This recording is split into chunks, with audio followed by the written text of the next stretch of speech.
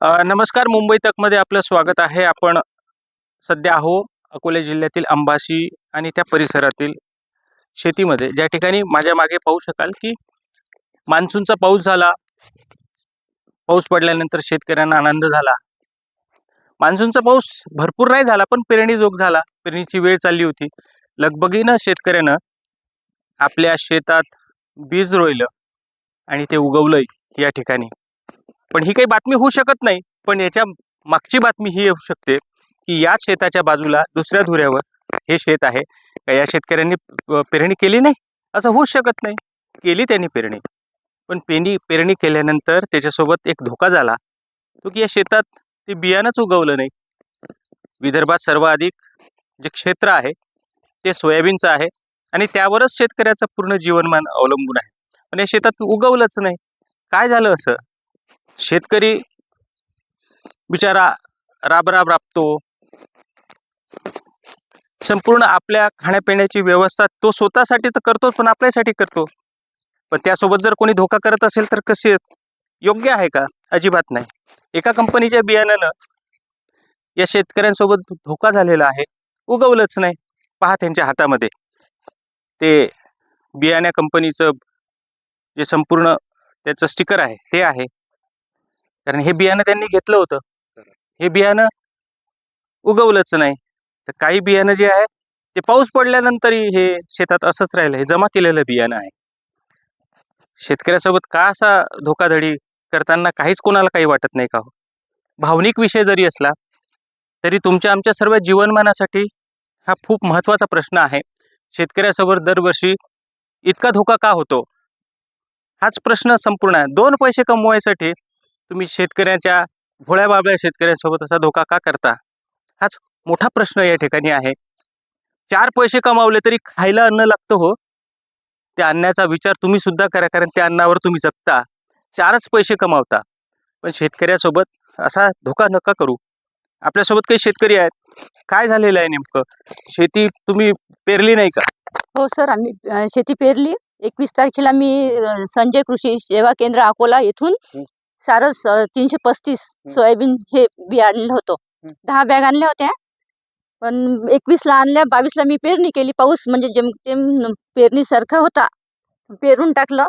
5 दिवसांनी त्याला पाहायला गेली. मी 25 तारखेला पाहायला गेली तर एकही बी त्यातलं उगवलं नव्हतं. तर मग आम्ही पहिलेच तर पैसे व्याजाने काढले होते. मग आमच्यावर आता दुबार संकट म्हणजे पेरणीचं ओढवलेलं आहे. माझा मुलगा शिकत आहे, आम्हाला शिक्षणासाठी पैसे पाहिजे. बी नाही उगवलं. बोलताना तुमच्या डोळ्यात पाणी येतं. कारण की आमची परिस्थितीच तशी आहे की आम्ही दुबार पेरणीचं संकट आमच्यावर ओढवलं. आम्ही डबल पेरू शकत नाही. आमच्याजवळ 5 पैसेही नाही आहेत. तर याच्यावर मग सरकारने आम्हाला काहीतरी मदत करावी हीच आमची अपेक्षा आहे. भावनिक खूप विषय आहे, कारण की तो एक शेती म्हटलं नंतर जुवा म्हटलं जातं. काही 4 बिया टाकल्या की 10 बिया होतात. पण जे हे असं करतात ना, त्यांना यांच्या डोळ्यातले अश्रू का दिसत नाहीत? आमच्या डोळ्यात सुद्धा अश्रू येतं. कारण शेतकऱ्याचा जो विषय असतो ना, तो फार गंभीर असतो. बिचारा राबतो तरीही शेती करतो. काय म्हणणं आहे तुमचं? तुमचं किती पेरलं होतं तुम्ही? आम्ही 3 बॅगा पेरल्या होत्या. काय झालं मग? बियाणं निघलं नाही. हं. 25 तारखेला पेरलं होतं आम्ही. आज 8, 9, 10 दिवस झाले आज पेरायला. मग आता पुन्हा कसं करायचं? या शेताला असंच ठेवायचं का? आता पेरायची व्यवस्था काहीच नाही झाली. हेच पहिले पैसे व्याजानं काढले. आता दुबार पेरणीचं जे संकट आहे, आता मला तरी 100% खात्री आहे की बा माझ्याजवळ तर पैसे नाही आहेत, हे अशी शेती राहणार आहे. जर शासनानं लक्ष दिलं, काही मदत करतील बिया खताची, तर होऊन जाईल पेरणी. अशी परिस्थिती दरवर्षी येते. आता नवीन टेक्नॉलॉजीनं AI समजते ना तुम्हाला? नवीन टेक्नॉलॉजीनं शेती केल्या जाते. त्या काळातही तुम्हाला जुन्या काळासारखेच फसवागिरी या ठिकाणी होते. काय म्हणाल? आहे सर, पहिल्यापासून बी अशी आहे परिस्थिती. पण आमचं आता हे मोठं नुकसान झालेलं आहे सर. तर आता हे आमची ताकदच नाही आहे. आम्हाला मुलं पण शाळेत शिकवलं नाही. शेतीच्या भरोश्यावर सर आम्ही सर्व चालवतो आहे.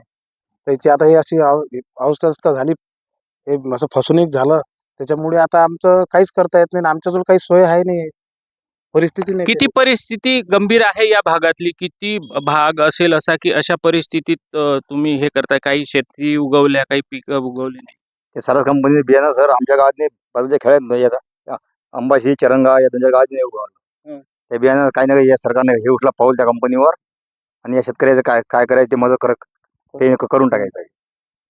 काय म्हणणं आहे तुमचं आता? तुमचं म्हणणं एवढंच आहे की शेतकऱ्यांना मदत करावं, काही ना काही मदत पाहिजेतच, नाहीतर हे डबल पेरणी होतच नाही. कारण डबल पेरणी करतो म्हटलं तर खर्च किती येते, तर पहिलंच तर कर्ज काढून केलं नाही सगळं, डबल कुठून करणार. पेरणीचा खर्च समजा दिला तर तेवढ्यावर भागत नाही ना, कारण वेळ गेलेला आहे. सरकारनं म्हणजे मदत द्यावी, एवढ्या फक्त भागत नाही माणसाचं, सरकारनं मदत द्यावी असं माझं म्हणणं आहे. काय वाटतं तुम्हाला, हे नेहमी असं असं होतं, तर यावर सरकारने काहीतरी ठोस उपाय केला पाहिजे की नाही? आता पेरणीची वेळ निघून चाललेली आहे, पेरणीचा खर्च देऊन चालणार नाही ना. जो शेताचा उत्पन्न खर्च आहे तो द्यायला पाहिजे, कारण आजची तारीख किती आहे, 2 तारीख आहे आजची, त्यामुळे आता पूर्ण उत्पन्न खर्च द्यायला पाहिजे. तर शेतकऱ्यांच्या या भावना आहेत. खरोखर काय करावं या शेतकऱ्यांना? एवढ्या गंभीर परिस्थितीत तो आज उभा राहून आपल्याशी बोलतो आहे. अशा गंभीर परिस्थितीकडे सरकार मायबापनं लक्ष द्यायला पाहिजे. शेतकऱ्यांच्या या समस्याला जे आहे ते प्रथमदर्शी केलं. आता विधानसभेत या संपूर्ण बाबीची उहापोहा झाला पाहिजे. शेतकऱ्यांसाठी ठोस जी मदत आहे ती मायबाप सरकारनं द्यावी, हीच माफक अपेक्षा. आणि मुंबई तक त्या बीज कंपनींना हे सांगते आहे की तुम्ही शेवटी या शेतातलंच अन्न खाता. 4 पैसे जरी जास्त कमावले ना, पण खायला काही नसलं, उत्पादन जर नाही झालं, तर ते 4 पैसे तुमच्या खिशातच राहतील. ते पैसे खाऊन तुम्ही जगू शकत नाही. शेवटी तुम्हाला या मातीतलंच अन्न खावं लागतं, एवढं लक्षात ठेवा. धनंजय साबळे, मुंबई तक, अंबाशी, अकोला.